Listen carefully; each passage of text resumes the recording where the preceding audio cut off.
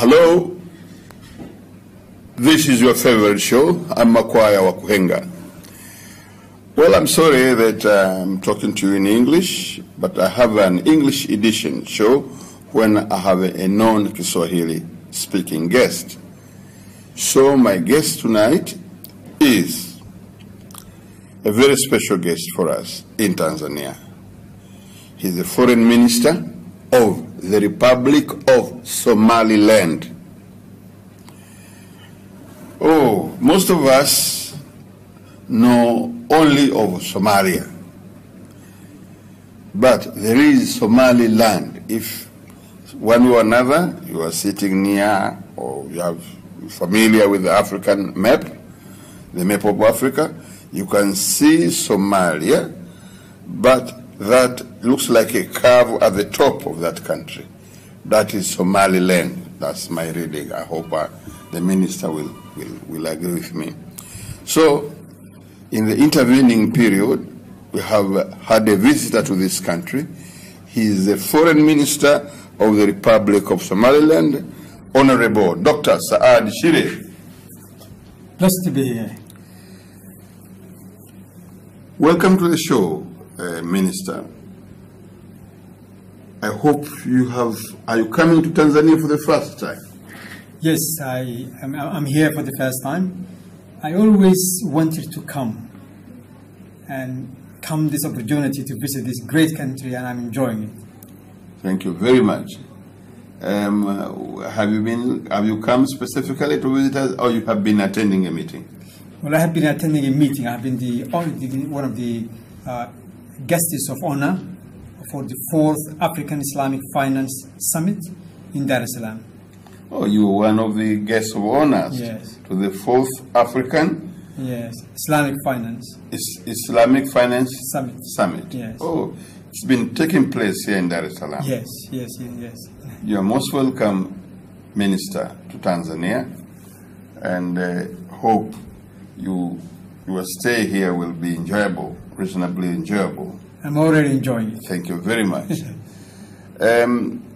As you could see at the beginning of the show, I was trying to tell viewers of this show to have visualize Somalia one or another, because most of us here know of Somalia. That's right. But very few people know that there is a Somaliland.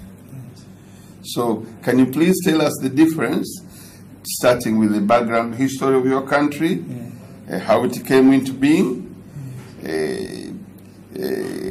how are you related with Somalia, your neighbors to the south, who are, as probably most of us Tanzanians know, we know of a Somalia whose capital is Mogadishu. And then we'll talk all these things along the way. Yes. And now, please, can you tell us a little background history of your country, Somaliland, how it came into being, and, the place where we are at the moment in time? Yes. Well, you're absolutely right. Most of the people confuse the difference between Somaliland and Somalia. Somaliland is not Somalia. Somaliland is not Somalia. It's not Somalia, and is not part of Somalia. It's a separate, independent country with its own history. Somaliland was the former British protectorate in the Horn of Africa. We share common boundaries with Djibouti in the west, and with Ethiopia in the south, and with Somalia in the east. It's that bit of the Horn of Africa on the Red Sea. The capital of Somaliland is called Hargeisa. Has been always the capital, even during the colonial era. It was the capital of Somaliland. Yes, let me interrupt you a little bit. Please, hope you will not forget where you have left off. Dear watchers, about 10 years ago, I think I became the first Tanzanian journalist to visit Somaliland. Viewers of this show and the other Kiswahili one may have seen my show, of course in Kiswahili, when I was in Hargeisa, Somaliland.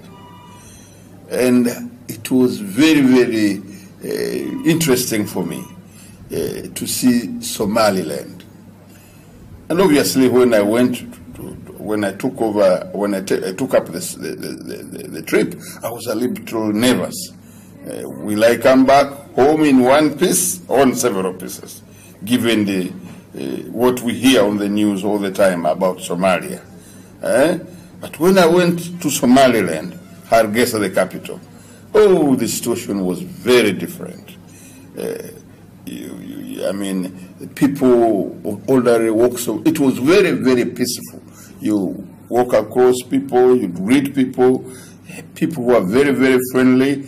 You may have seen that picture when I was at a market in Hargeisa. Hey, I was pleasantly surprised. You know, at that moment in time, when I went there, their bureau de change, their bureau de changes were found in the market. So when you want to change your money into the local currency or to get the dollar, you go to the market and you get it. And it's so peaceful that when time to comes, because of our brothers and sisters in Somalia, like other countries, they are very strict when it comes to time to pray. When it's time to go to pray, they leave their goods, including the dollars on the table, and they go and pray, and they come back and find their money intact and stolen. That was a pleasant surprise. So please go back to the history of the country. Yes, yes. Well, as I said, you know, Somaliland was the former British colony. Somaliland was the former British colony. Yes, or protectorate, in fact, rather. And that was from 1887 to June 1960. 1887 to June 1960. Over 70 years. We were part of the British Empire. I see. Just like Tanzania, you know, in the later years. Yes, of your history. Yes, yes. And we got our independence on June 26, 1960. Much earlier than former mainland, former Tanganyika, yes, which we call now mainland Tanzania. We yes, got our independence on December 9th, 1961. Oh, right. Whereas you got it from the British, the same colonial power. Yeah, June 1960. June 1960. Yes, about a year and a half. About a year yeah, before you got it. Before we got our independence. Yes, that's right. Yes. Yes, yes. Now, at that time, there was a strong anti-colonial sentiment, and there was an attempt to bring together all the Somali territories. As you know, there were 5 different territories where Somalis live. In Africa? In the Horn of Africa, yes. The Horn of Africa, yes. 5 different colonies. 5 different areas or colonies where Somalis lived. Yes. Somali-speaking people lived. Yes. Like the French Somaliland, which that is Djibouti now. Oh, French Somaliland, yes, which is present-day Djibouti. Djibouti. Yes. And then you had Italian Somaliland in the south. And Italian Somaliland, yes, which is present-day Somalia, Mogadishu. Yes. And then British Somaliland, which is Somaliland. And British Somaliland, which is your country, yes, Somaliland. Yes. Dear watchers, it's very instructive for me. It's giving me, you know, a flashback in history, yeah, when most of us here were colonies of the British and the French, whatever. And he's telling me about his country, Somalia. You know, the Somalia, which is very, very famous, and not very positively, whose capital is Mogadishu, was formerly a colonial power, a colony of Italy. Yes. The Italians were colonizing, yes, Somalia of Mogadishu. Yes. And the other one? And then you have 2 regions, one in Ethiopia called used to be called Ogaden. And then the NFD of Kenya, the North Frontier District, where you have Somalis.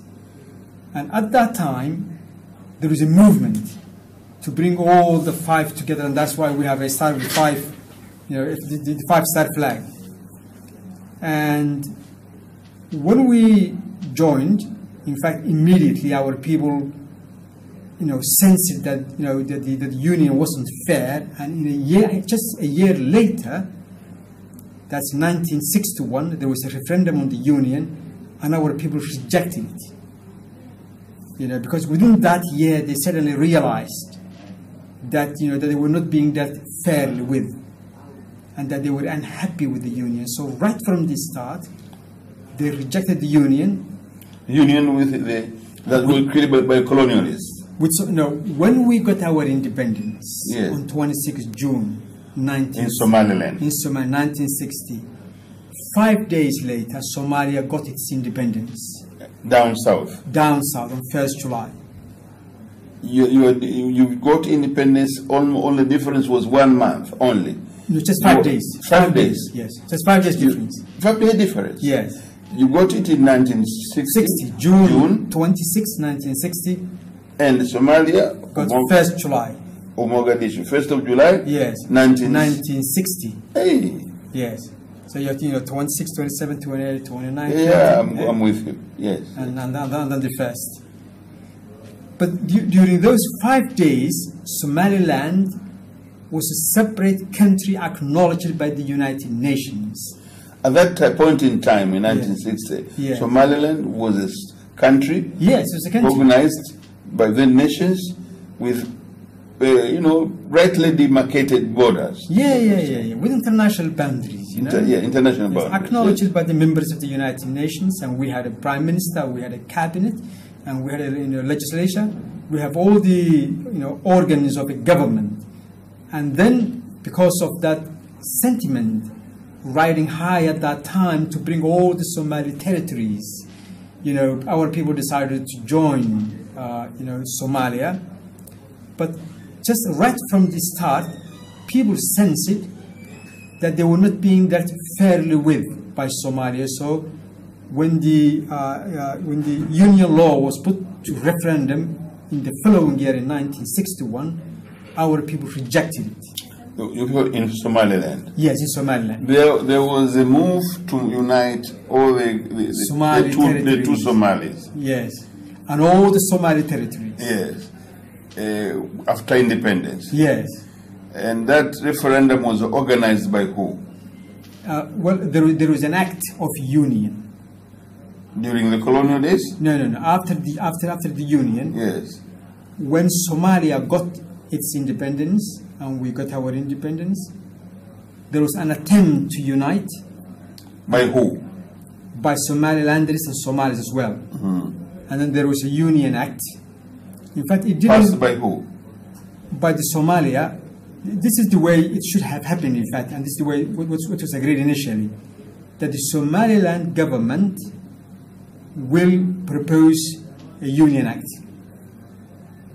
and Somalia as well, and then that will be, unified, so that we will have one act which will be signed by both sides. That did not happen. The Union Act passed by the Somaliland Parliament was ignored. So the Somalia Parliament put its Union Act to referendum to the people. And our people rejected it because they thought that was not fair right from the start. So in fact, you can say that the initial attempt to unite two independent countries turned into occupation from that moment on, because the people rejected the referendum, in the referendum, the union. And then we had 30 years of very difficult time with Somalia. With Somalia? With Somalia, yes. In the south, on the south? In the south, because our people, Somalilanders, were marginalized. They were... Somalilanders were marginalized. And in fact oppressed. And as a result, in the early 80s, the people started a resistance movement called so-called Somali National Movement, or SNM. And that resistance movement, had to struggle with the existing regime, which was a very brutal one, until the fall of that regime in 1991. That regime was by who?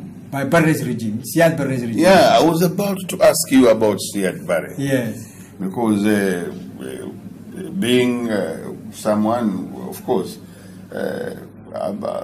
well, if you've been around seeing the at the immediate level of independence of this country, I was around and I was mature.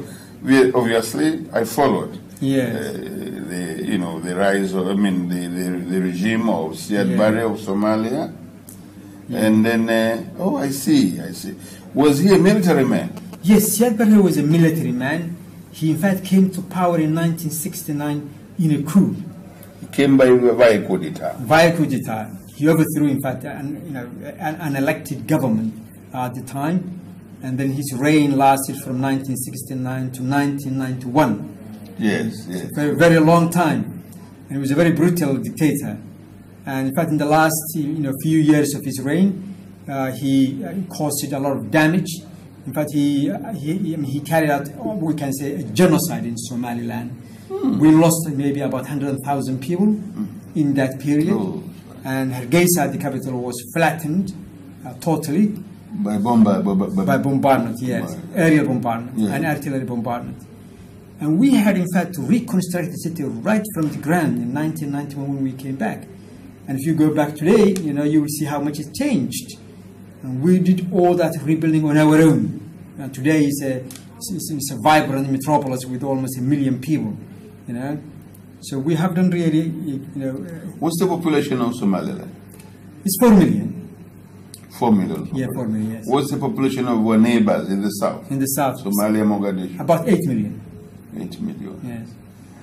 How do you explain that, sorry, Minister, how do you explain that this name of your country is so interesting, so good, Somaliland, was not known to everybody? Everybody spoke of Somalia, and you were about, until today actually, marginalized. Yeah. But you were there historically, as you told me. You were a former British protectorate, and you were decolonized, as most of us were decolonized. And then there was this attempt, maybe ill intention, to unite early. And all Somali territories. All Somali territories. Which never happened. Which never happened, which was rejected indirectly by the people.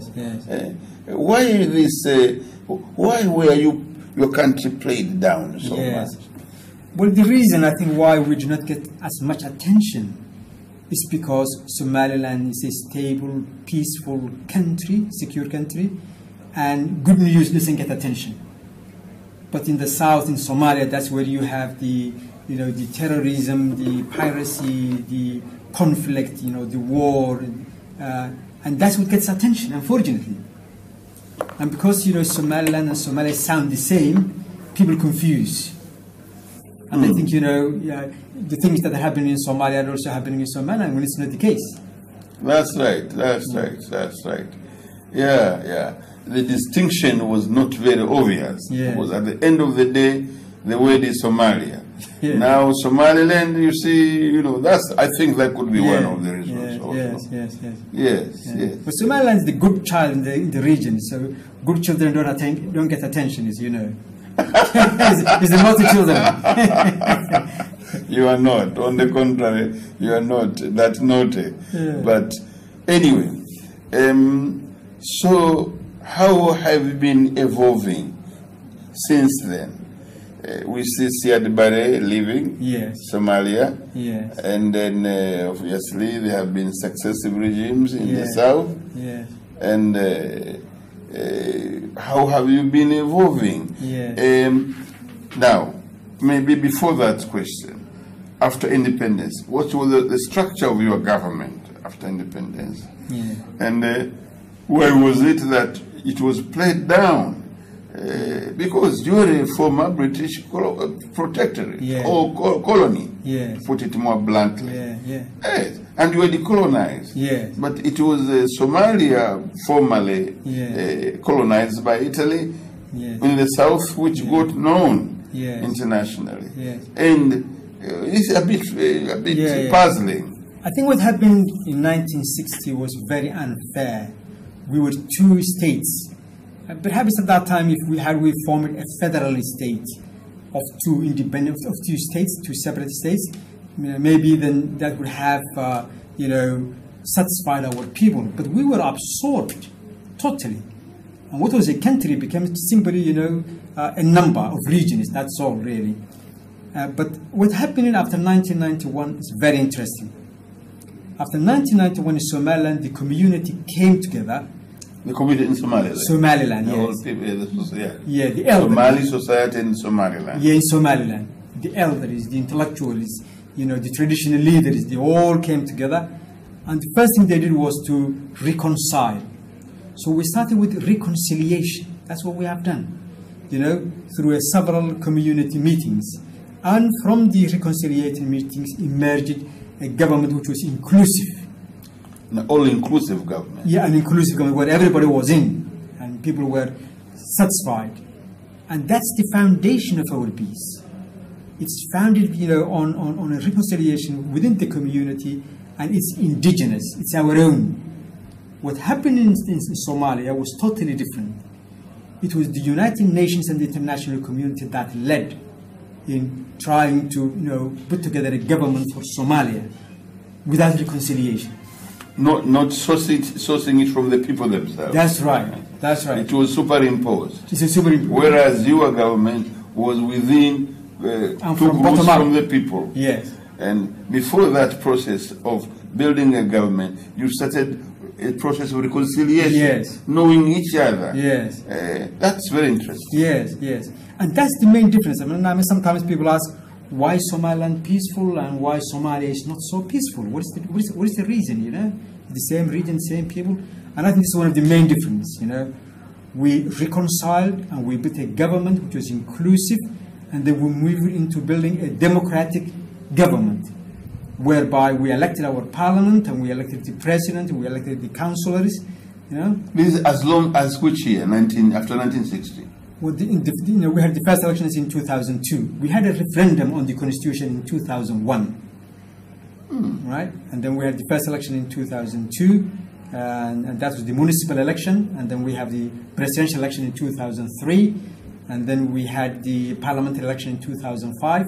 And since then, this is a little bit because of maybe of the civil strife. Yeah. Because you had a military regime in the south, which almost, swallowed the other part of Somaliland, Somalia, or rather Somaliland. I think this could have been the reason, because if you got independence from 1960, June to be precise, surely you must have started the process of forming a government. Yes. But you started forming a government much later, in 1991. Why that long? Well, as I said, Somaliland was in a way absorbed by Somalia in 1960. Was absorbed by Somalia? Yes. In 1960? Yes. There was an attempt of union. But the union... Dear watchers, I did not get the minister correctly. Actually, this attempt to unite Somalia was actually superimposed, and that was actually aimed at swallowing the other part of Somalia, which is Somaliland. That's correct. So to appear as if it doesn't exist. Yes. I see. That's basically what happened. It's interesting. And because of and sad also. Yes, and because of the discrimination and the injustice and the unfairness which followed that, our people, started to resist, from the early 80s, and it took them almost a decade, 10 years, up to 1991, to liberate themselves from the brutal regime of Siad Barre at the time. And since then, we started to construct a peaceful, stable, secure state called Somaliland Republic, which has its own elect president, its own elect parliament, its own elect councillors, independent judicial structure. Yeah. I see. Oh my God! It was time lost from 1960 to early 90s. Yes. And all this time, you seemed to be sort of swallowed by your neighbors in the south. Yeah. And then, this is too bad. And then slowly, in 1991, you began constructing organs of state. Yes. When you had a parliament, you had all these kind of things. Yeah. Oh, yeah. And today, Somaliland, meets all the requirements of an independent sovereign state. Who was the founder president of Somaliland? Well, the first president was Abdurrahman Mohammed Ali. Your first president was Abdurrahman? Abdurrahman, yes. And then we have Igal. Igal. Mohammed Haji Ibrahim Igal. Igal. The name rings a bell. His name rings a bell to me. Because I seem to come across his name. Igal was an African leader, in fact. He was a colleague of Nyerere, Kwame Nkrumah. You know. Yeah. He was in that generation. He was in that generation. Our early leaders. Yes. Kwame Nkrumah, Mwalimu Julius Nyerere. Yes. But his origin was Somaliland. From Somaliland, of course. Yeah. That's very, very interesting. Had there been, in the intervening period between 1960, when you had both the south and north of your country had independence, and this attempt to sort of swallow you into a union, which your people rejected, had there been some fighting, some war between the two Somalias? Yeah. Well, you know, in fact, as I said, there was a struggle.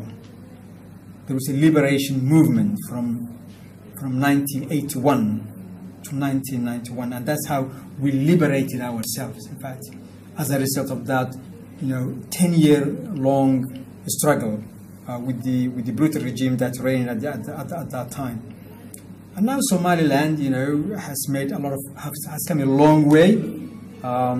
Just to give you an example of how things have changed, in 1991 there were hardly any schools in Somaliland. In Somaliland, the small number of schools that were destroyed during the struggle.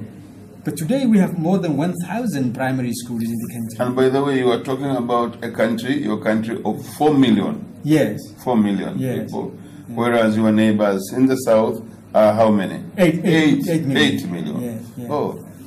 And today we have more than 1,000 primary schools, you know, all built by us, by the assistance from international community. And we do not have even one university in 1991. In fact, we had no universities from 1960 to 1991. Now today we have nearly 30 universities in the country. You have 30 universities? Yes. So what legends mean? Yes. Yeah. You know, so that gives you how much progress has been made in the country on our own. Yeah? You have taken education very seriously. Yes.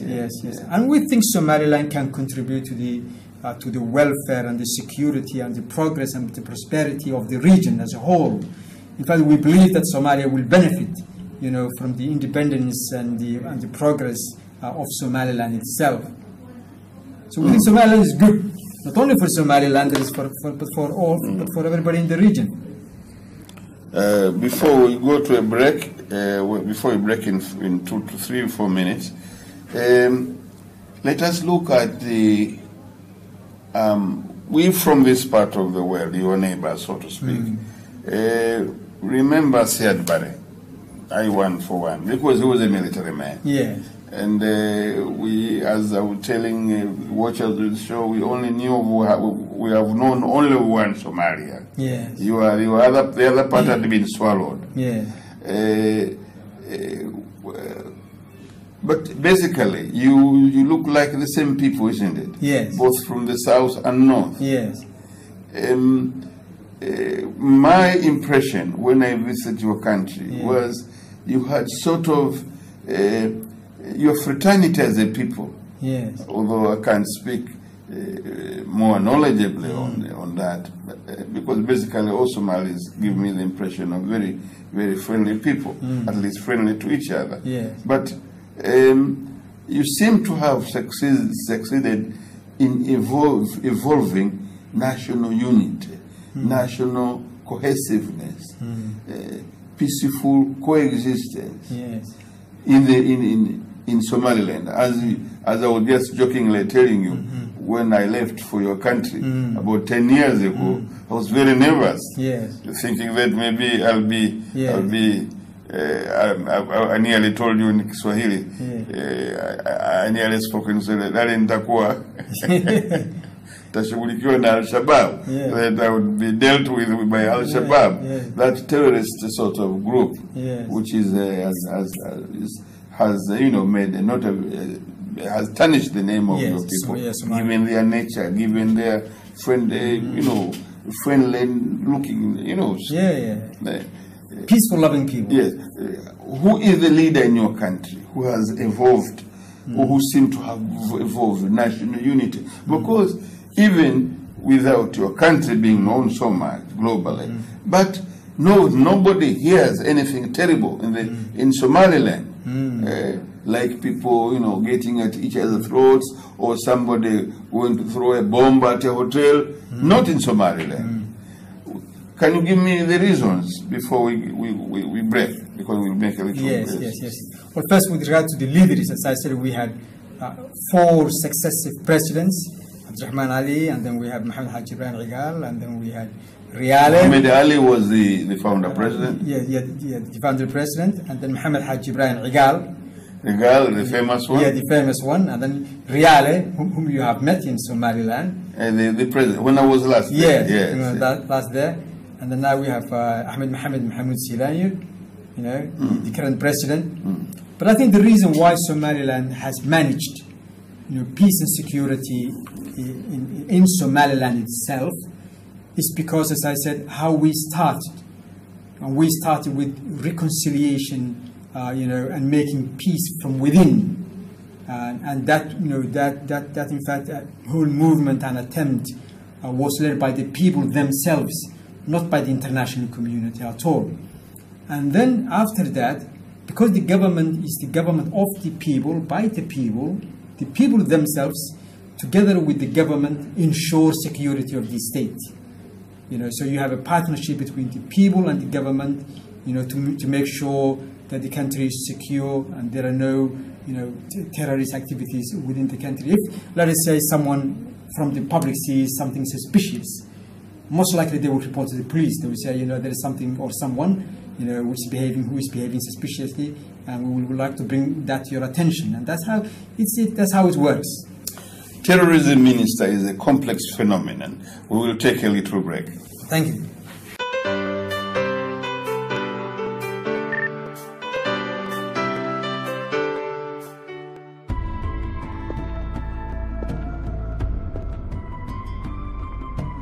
Mimi Albert Kilala naahidi kusema kweli daima. Mimi napenda kusema ukweli, na kusema ukweli ni mpenzi wa Mungu. Tutasema kweli katika siasa, uchumi, elimu,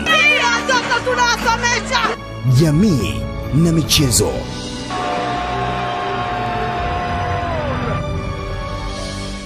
Kila Jumatatu, Jumatano na Ijumaa saa 4 kamili usiku hapa Channel 10.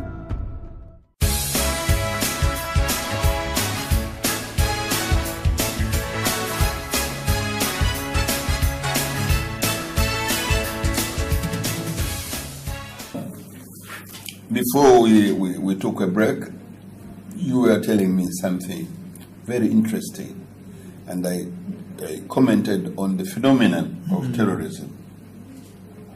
This is a subject that may need a separate show. Yes. Because, Minister, as you realize, those who belong to the Islamic faith are very much embarrassed. Because for one to be a Muslim, especially bearing a Muslim name, this business of terrorism really embarrasses him. Absolutely. By name, Islam is not about terror. No. It's not about, harming someone. Right.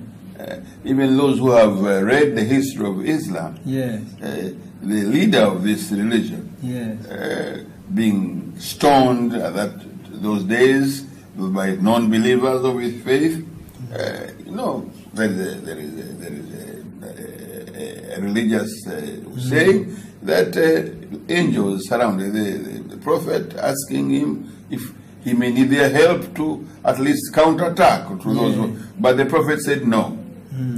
Behind their backs will come good Muslims. So that philosophy, in my view, underpins the philosophy of Islam as a peaceful religion. Now, very briefly, although not can be very briefly, because they are. You are at the end of the day, you are a Somali, although you are from Somaliland. Yes. Those people down south are your brothers. Yes. To what level does this phenomenon of terrorism embarrass you? I'm sure you're embarrassed. Yes, yes. We were all embarrassed. Islam is a peaceful religion. It's one of the few religions where when you meet someone, you don't say good morning or good afternoon or good evening. You say peace upon you. May the peace of God be upon you. Salam alaikum. That's peaceful.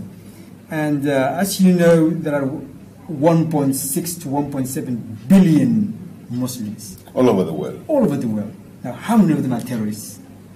Pardon? How many of them are terrorists out of 1.7 billion?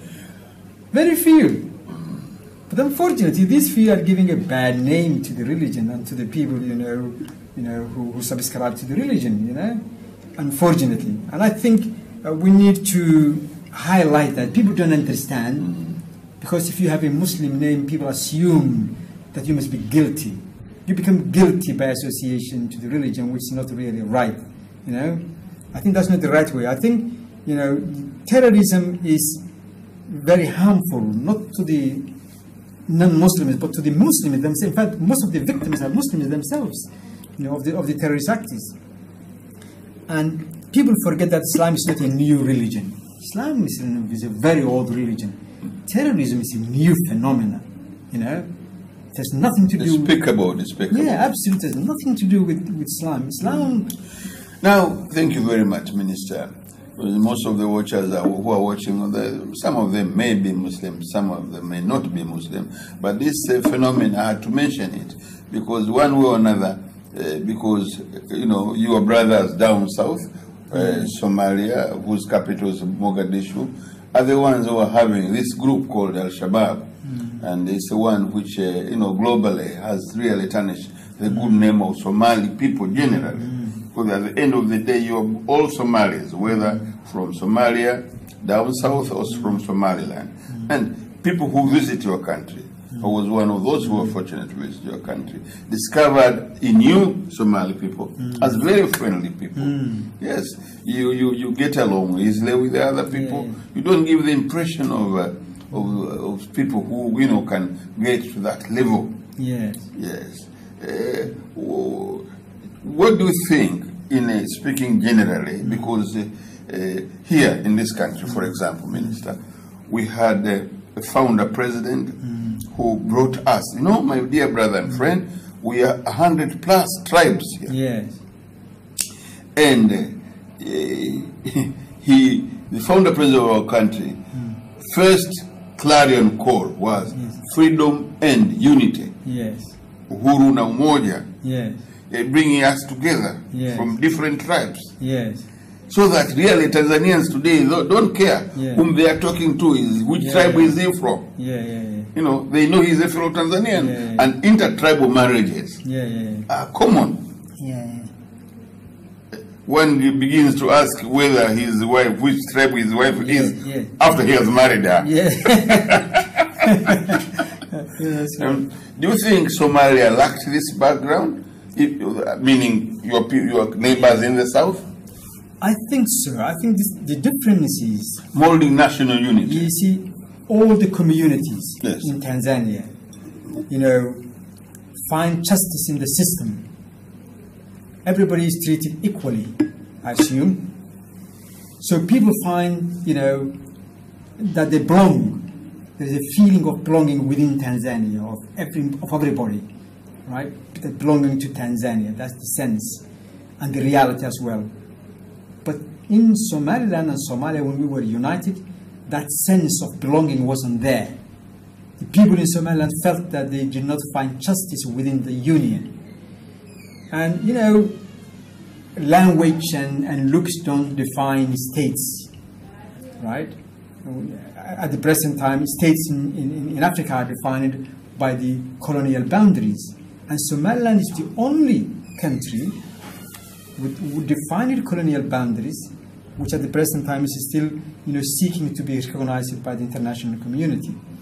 So I think even though we speak the same language and we look like each other, like Somalis, and of course there are other communities which look like each other in East Africa at the end of the day, you know, but that wasn't sufficient because Somaliland people were not comfortable with the union. They didn't think that they were treated fairly and well, and they haven't been dealt with in a just manner, but they were rather treated as foreigners, you know, oppressed, and had suffered quite a lot within the union. And I think that's what led, you know, to the separation between Somaliland and Somalia. And we are happy as a separate country, and I think, you know, Somalia itself will benefit from our stability and security and prosperity. No leader is allowed to stay for good in Somaliland. You have a democratic structure, yes, and people exercise their democratic rights. Yeah, absolutely. And this is contributive to your current peace, yes, that you are enjoying. Absolutely, absolutely. Now, you have a country, such a beautiful name, Somaliland. Have you been recognized? Because you were recognized, follow my words, at the very beginning. Yes. The United Nations, when the British were in your country, you were British protected with the name Somaliland. Yes, yes. And now nobody who is remembering this. Nobody seems to want to remember history. Yeah. That there was a Somaliland. Now you are a country. Yes. What have been your efforts to get recognized? First with us within Africa, as the African Union, of course, before, as you know, only too well, we are the Organization of African Unity. Yes. Now it's the African Union. What have been your attempts to get recognized as a state, a sovereign state? Yes. Because I know, for example, as I was in your country, you have a full structure of a state. Yes, we do. Even these pamphlets you gave me the other day, there is a pamphlet here which I'm holding in my hands here, which propounds the foreign policy of the Republic of Somaliland. Yeah, I have got it. And here is a pamphlet propounding the culture of Somaliland. Yes. So we have built a state which meets all the requirements of a sovereign state. We have defined boundaries, defined by the colonialists in the 19th century. We have a government which has authority over the country. We have a permanent population, and we have the ability to enter into agreements with other governments, which we have done on many occasions, and with international companies as well. We have our own currency, our own army, our own police. We collect taxes. We pay our doctors and nurses and teachers from our own taxes. So we have everything that a sovereign state should have. That's what we have done. And the international community respects that and treats us as a de facto state. All that we are seeking at the present time, in fact, is to gain what we think is our right, which is a sovereign recognition of the people of Somaliland, so that we can take, our own right place in the United Nations and in the AU and IGAD. We think it's not fair that we are excluded from decisions that affect us. We think we should be around the table where decisions that affect us are made, and we think that we will be contributing to the well-being and to the progress and the security of the region and the global community as a whole. Once we are recognized, but we are hopeful. Absolutely, absolutely. It's sad, Minister. It's very, very sad that until now, from 1991 onwards, you are yet to achieve membership of the United Nations or membership of the African Union. But so far, so good, really, because you are here in Dar es Salaam attending an international conference, and as you go to various places, really, what could be your appeal to the Tanzanian government? Because frankly speaking, this is, in my mind, much as Africa is seeking African unity, but there must be a beginning point. Here is a state with full structures of a state, and it is existing with other, first of all, there is a very good internal coexistence between Somaliland and your neighbors in the south, and you're behaving very well as a state already. What could be your appeal to us here? Yes. Well, first, may I point out that there has been a historical link between Somaliland and Tanzania. We have an old community which hails from Somaliland here in Tanzania. Yes, you know that very well. Yes. So we have that human link between Somaliland and Tanzania. And at the end of the day, there was a time when we were all under the British rule, and we even shared the East African shilling. By the way, if I may amuse you a little bit, Tanzania is a rainbow country. We have everybody here. We have Tanzanians of Somali origin. Yes. And they are here mingling with our people. And very normally in many parts of the country. I think we have had a couple of them in parliament. People know that he's a Somali, but they don't really sing and dance about it. They know at the end of the day that he's a Tanzanian. That's right. That's right.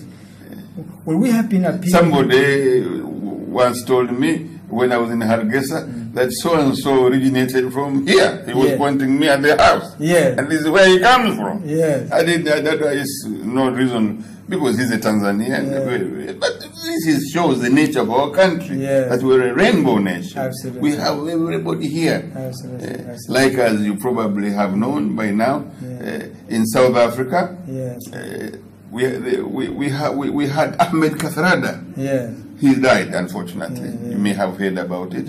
He was an ally or a comrade of Mandela. Ahmed Kathrada was a South African of Asian origin. Yet he contributed very well for the independence struggle, or for the struggle against apartheid and in South Africa. So that this is a human blend that we have in Tanzania. Yes. Well, as long as people feel comfortable and they feel that they belong, and they can, they feel that they are dealt with justice and fairness, I think that can be the glue that brings together, all the people from the different background in a community, and that's what you do here in Tanzania. What I would like to ask of course, the Tanzanian government and the Tanzanian people, of course, and what we want is to strengthen that historical link and find opportunities of collaboration in many areas, in economics, in social development, in security, and these are all areas in which we can collaborate. But at the same time, we would like to appeal, to the government and to the people, as we do to the rest of Africa, to acknowledge the right of Somaliland to be an independent state, as it was, before the union with Somalia. Absolutely. Yes. And what we have here really is not a state which is seceding from another state, but rather a union which is being going resolved. Back into history. Yes, going back to history. Yes. That's all what we're asking for. Yes. And I think that's the right which we have. It's like, if one wants to be fair, it's like when one looks at the British society, for example. I studied at Wales. I did my master's degree at the University of Wales in the UK. So in the UK you have Scotland, you have Wales, and Ireland, England. So although they are not separate states as such, but they are recognized within their own system. And for reasons of fairness, I think Somaliland deserves that kind of recognition as a sovereign, independent state. When you come to a conference like this, the one we have just attended, do you try to mobilize? Yes. Well, we try to educate people about Somaliland whenever we get the opportunity. Because as you said, not many people know about Somaliland as a separate country. People confused and don't know the difference between Somalia and Somalia. So we try our best to ensure that we explain the difference between the two among the participants of the conferences that we attend, among the government. We always, take every opportunity we have with the media, to express our views on our position. So that's what we have been doing. Since we are coming almost to we have about 4 minutes or so to come to the end of the show, Minister, Maybe people would like to know the characteristic of your country in terms of its economy. Whether you are agriculture oriented, what kind of business your people do, or whether you have minerals there or what. Because at the end of the day, people do inter-state trade relationships and kind of thing. Yes. Well, according to the analysis or the breakdown of our GDP, or the total output of the country, service is the number one sector, and then we have... You have a service sector. Yeah, the service sector. And then we have the livestock. Livestock sector, yes. It's an agrarian pastoral economy, basically. Somebody was jokingly telling me that if you want to marry a Somali girl, look for camels. Yes. We have the tradition of offering a dowry of 10 camels, sometimes like 100 camels. In most of our people here, coming from other parts of Tanzania, the father of the girl demands cows. Yes. But that's the tradition among pastoral societies. Yes, exactly. All over the world. Exactly. Yes. So you are a service sector economy, and what? Livestock, agriculture, real estate properties, construction. Agriculture, what's your focus in agriculture? Well, at the present time, we're mainly growing sorghum and maize, and vegetables and fruits. That's what we do. Right. And but we do import most of our basic necessities, like rice and flour and things of that sort. But this, we have a huge opportunity and scope, in fact, to expand our agricultural base, and that's why we would like to, in fact, allure and invite Tanzanian investors to come to Somaliland and to invest in agriculture. I'm quite sure you have some commercial farms here, and I think we have opportunity for business people who want to invest in agriculture. Minister mentioned something very interesting, which is very good. Tanzanians who are watching this show, there are opportunities in Somaliland. Those who are interested in this kind of, just look for the possibility of reaching there. I'm sure there are many ways that one can use to reach Somaliland. But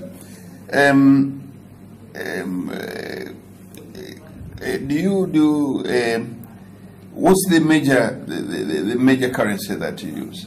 Well, we have our own currency, which is the Somaliland shilling. You have the Somaliland shilling? Yeah, Somaliland shilling. We print our own money. Really? Yes. Yeah, you print your own money. Yes. Somaliland shilling. Yes. But we have also some sort of a dual currency economy. The dollar is also an acceptable currency in Somaliland. You can transact with the dollar. Yeah, you can transact with the dollar as well. Which gives you flexibility if you are an investor. Because you can take away your profits, you can take away your capital. There is no restriction and limitation as to what you can own, what you can do, and what you can transfer. Yeah, really? Yes. That's good news. Yes. That's good news. It's an open country. Yeah.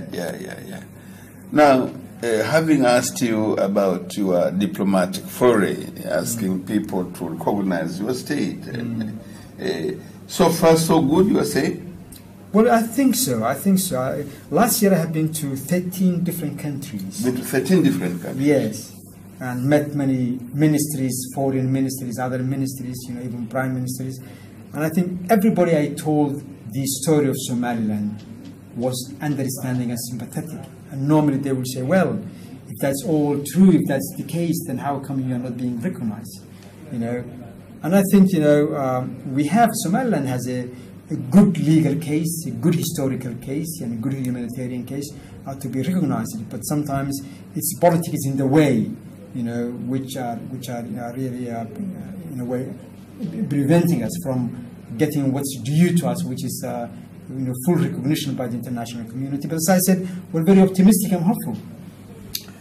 Some of us sincerely wish you very, very well, and really you deserve the right to membership, recognized in this global entity such as the UN, the African state, because until and unless wonder. But if one travels, it's when one sees the world. Yeah. Fortunately, I have been to your country, and sincerely speaking, I think you deserve it, and you deserve this kind of recognition.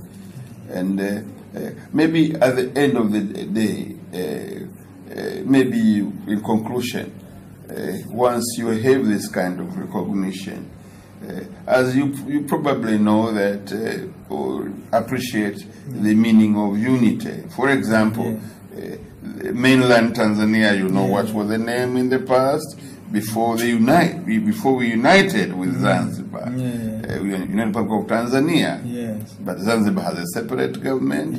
But we are in a union, sort of a United Republic. Yes. Would you, in the event you win recognition, do you think of in the future making both Somalis into one country or a United Republic, something like that?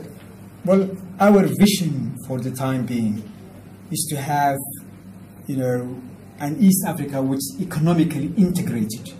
So there's a free movement of people, free movement of capital, just like doing. You consider yourselves East Africans primarily? Well, for which I'm very, very happy. We're in East Africa. Yes, absolutely. You have North Africa and West Africa, South Africa, East Africa. So Somaliland is part of East Africa. Yes. So we would like to see East Africa which is economically integrated and prosperous and peaceful, of independent states in which Somaliland is one. Yes. That's our vision. Minister, I'm very, very happy. Time is not our ally, but I frankly have enjoyed this talk, and I think those who have been watching this show have come to know Somaliland. The theme of the show has been getting to know Somaliland. I hope they have come to appreciate that there is a country in the East African region called Somaliland. Minister, I take occasion to thank you most sincerely. First of all, please feel very welcome to Tanzania, and the more you come, the more we'll be happy. Thank you very much. Thank you, I'm enjoying. Thank you very much. Thank you very much. Thank you.